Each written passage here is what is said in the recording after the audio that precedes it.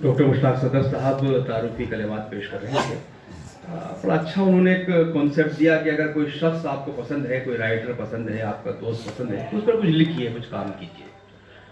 تو اس طرح سے بہت سے لوگوں پر کام ہو جائے گا اور ان کے ظاہر ہے کہ ان کے کام کا اعتراف بھی ہو جائے گا. ایک طرح سے ڈاکٹر مشتاق صدر صاحب کی کتاب لکھ کر دوستی کا بھی حق ادا کیا, علاقے کا حق ادا کیا, محبت کا بھی حق ادا کیا اور قلم کا حق ادا کیا. تو میں سمجھتا ہوں کہ کتاب جو ہے کوثر مدنی صاحب پر جو ترتیب دی گئی ہے اسرار و آثار, یہ بہت سے حقوق کی ادائیگی ایک طرح سے ہے جو ڈاکٹر مشتاق صدر صاحب نے اس کتاب کے ذریعے اس کو ادا کیا ہے. آئیے میں سلسلے کو آگے بڑھاتا ہوں, کچھ اظہار خیال شروع کیا جائے. سعد اللہ احسان ندوی صاحب جو ڈاکٹر کوثر مظہری صاحب کے فرزند ہیں اور ان کا بھی ایک مضمون اس کتاب میں شامل ہے, تو میں ان کو آواز دیتا ہوں کہ وہ یہاں مائک پر آئیں اور اپنے تاثرات کا اظہار کریں. سعد اللہ احسان ندوی صاحب.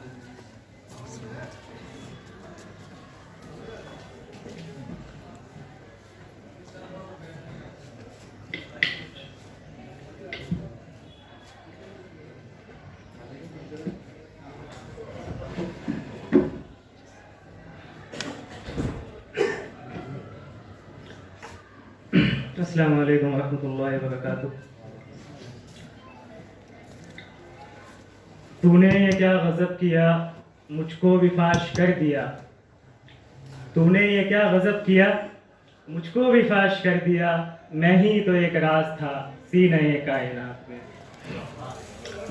عزت مآب جناب صدر محترم, مہمان اعزازی پروفیسر انور پاشا صاحب, فاضل مرتب ڈاکٹر مشتاق صدر صاحب اور بھی متعدد حضرات اساتذہ علم, جو شعر میں نے آپ کے سامنے پیش کیا ہے ابھی, میں خوب جانتا ہوں کہ علامہ اقبال کا شعر ہے, لیکن اصل مسئلہ یہ نہیں ہے کہ مجھے شعر سنانا تھا. اصل مسئلہ یہ ہے کہ یہ وہ پہلا شعر ہے جو میرے والد محترم قبلہ نے پہلی مرتبہ مجھے یاد کروایا تھا, اور بڑی باقاعدگی کے ساتھ یاد کروایا تھا, کھڑا کر کے ایک جگہ کہ یاد کرو تو نے یہ کیا غضب کیا, مجھ کو بھی فاش کر دیا. میں ہی تو ایک راز تھا سینہ کائنات میں. اب مجھے اس وقت مسئلہ وحدت الوجود سے نہیں تھا, نہ مجھے یہ پتا تھا کہ بعد میں کبھی ایسے موقع آئیں گے کہ دارالعلوم ندوۃ العلماء میں وہ سب پڑھنے کا موقع ملے گا. بہرحال وہ شعر میں نے یاد کر لیا. اس کے بعد متعدد اقبال کے, پھر غالب کے, پھر میر کے, پھر دوسرے شعراء راسخ ناسخ سوز جرأت انشا, سب آتے گئے جاتے گئے. نثر میں ابو نے متعدد چیزیں پڑھوائیں باقاعدہ. ہمارے گھر کی ایک خفیہ مجلس ہوتی ہے, بتائی جا سکتی ہے, اس میں کوئی شرم کی بات نہیں ہے ایسی. رات کے تقریباً 10 ساڑھے 10 بجے کے بعد اگر گرمیوں کا موسم ہے تو آئس کریم کے ساتھ, اور سردیوں کا موسم ہے تو مونگ پھلی اور چائے کے ساتھ ایک مجلس لگتی ہے جس میں والد محترم بیٹھے ہوتے ہیں. دائیں طرف میں بیٹھتا ہوں, بائیں طرف میرے بڑے بھائی جو ابھی حاضر نہیں ہو سکے مشغولیات کی وجہ سے اپنی. اس کے بعد ہم نہیں جانتے کس موضوع پر بحث ہوگی. یہ مسئلہ پچھلے 6-7 سال سے چل رہا ہے, غالباً کوئی نہیں جانتا کہ ایسا ہوتا ہے. وہاں پر کچھ بھی پڑھا جا سکتا ہے, کسی بھی معیار کا کوئی بھی مسئلہ زیر بحث آ سکتا ہے. جیسے میں بیٹھا ہوں, میں نے کوئی نیا شعر پڑھا, میں نے کہا ابو سے نینے کے ہمی بود کی می گفت ان الحق در صورت منصور. اب آگے ابو بتائیں گے کہ منصور بن حلاج کون تھا یا اس نے کیا کیا. ضروری نہیں کہ مجھے اس سے اتفاق ہو, میں نے سامنے سے اختلاف کیے, بس کئی دفعہ کیے, اور ایسا بھی نہیں کہ کبھی انہوں نے ڈانٹا ہو. علامہ اقبال کے اکثر اشعار مجھے تشریح کے ساتھ پڑھائے ہیں, کبھی کبھی ڈانٹا بھی ہے کہ خود سے دیکھو, اور یہی ڈانٹ اس کام آئے کہ یوسف سلیم چشتی کو جان سکے, سلیم اللہ کو جان سکے, حتیٰ کہ فاروقی صاحب کے تفہیم غالب کے اشعار سمجھنے کے لیے استعمال کیے. میر کے لیے شیخ شوق انگیز پڑھوائی, زبردستی پڑھوائی, یہ سب باغ و بہار پڑھوائی, ایسی کئی چیزیں پڑھوائی. کس لیے؟ یہاں سے سوال شروع ہوگا, اور یہاں سے ہی میرا مسئلہ ہے اصل کس لیے.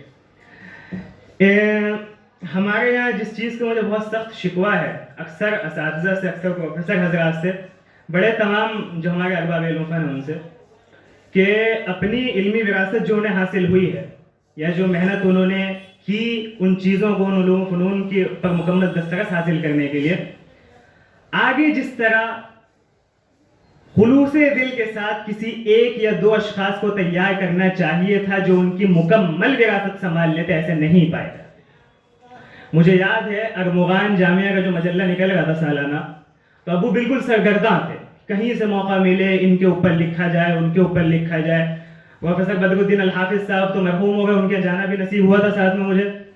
تو اسی وقت مجھے یاد ہے ایک بہت بڑی شخصیت، میں نام نہیں لیتا، وضاحت نہیں کروں گا، لیکن ان کے گھر ابو پہنچے کہ ان کی کچھ چیزیں مل جائیں. جامعہ کے بہت پرانے وہ باقاعدہ حصہ تھے اور بڑی اہم شخصیتوں میں ہیں. جب وہاں پہنچے اور ان کے صاحبزادے سے پوچھا کہ آپ کے والد محترم کی یہ کام ہے، وہ کام ہے، آپ کے پاس کچھ مسودات ہوں گے، کچھ خاکے ہوں گے، ذرا عطا فرمائیں، تو انہوں نے کہا کہ وہ سب تو شفٹنگ میں ضائع ہو گئے. ایک شخص جس نے 30-35 سال لگائے، نام کمایا، ادب کی چاشنی حاصل کی، ذوق حاصل ہوا، وہ اپنے بچے کو وہ ذوق نہیں دے سکا.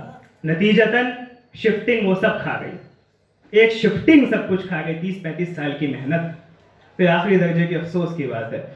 میں نے جو مضمون لکھا ہے جس کا تذکرہ معین شاداب صاحب نے کیا ہے ابھی، اس مضمون میں نے یہ بھی تذکرہ کیا کہ بچپن میں ابو ہمیں بٹھا کر انبیاء علیہ السلام کے قصے سنایا کرتے تھے، جیسے حضرت سلیمان کا، ہدہد کا، یوسف کا.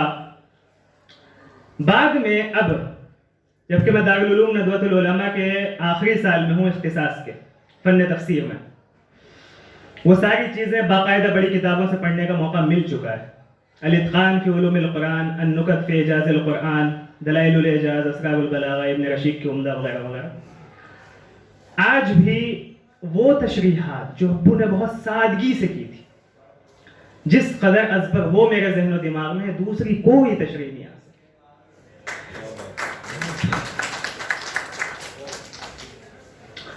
ہمارے یہاں بہت افسوس کی ایک چیز اور پائی جاتی ہے، جرت ہونی نہیں چاہیے. جیسے حضرات آپ لوگ بیٹھے، خالد جاوید صاحب بیٹھے، ان کی نعمت خانہ سے آخری درجے کا مرغوب، اس لیے میرے پیر گڑگڑا گئے ہیں.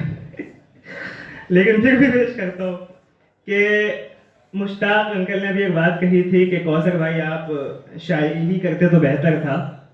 ایسا مجھے بھی لگا تھا جب ماضی کا آئندہ کا اجرا دیکھا تھا. اپنی پوری زندگی میں 2 ہی اجرا میں نے دیکھے ہیں، ماضی کا آئندہ اور ایک ابھی یہ جو ہو رہا ہے. وہ اس میں تصنیف ابو کی تھی، اس میں ابو پر تصنیف ہے.